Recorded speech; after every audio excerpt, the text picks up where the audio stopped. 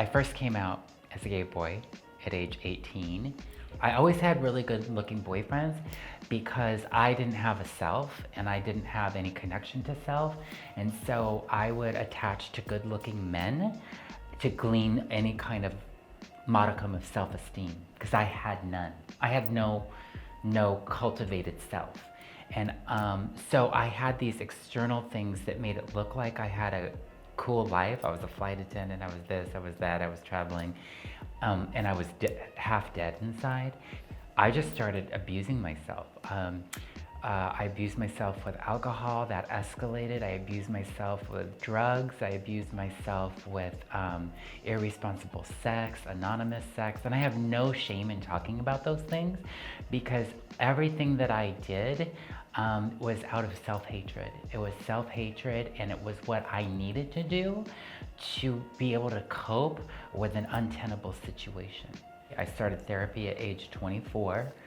And being in therapy a number of years, and it wasn't until age 31.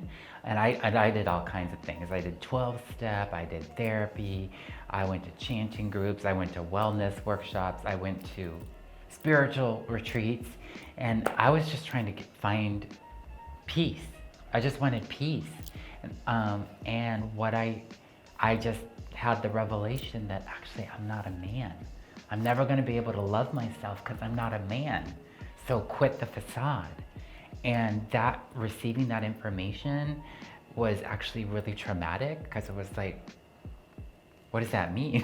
How do I just all of a sudden stop living as a man? So because I was so severed from my femininity and my female essence and my authenticity, so what I basically went through a nervous breakdown, and I took a 6 months leave from the airline. And then what I did was, at that time, this was in 1997 in San Francisco, all I knew was that there was a support group in the Tenderloin led by a woman named Miss Major.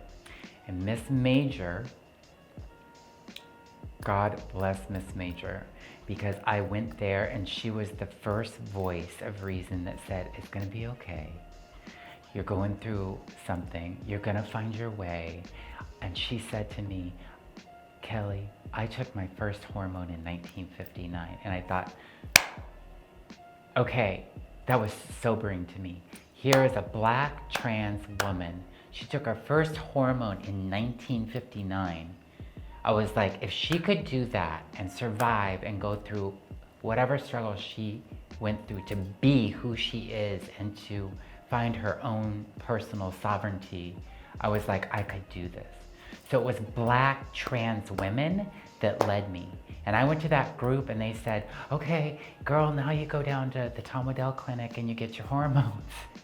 The women of the Tenderloin, they took me under their wing. And they showed me the ropes.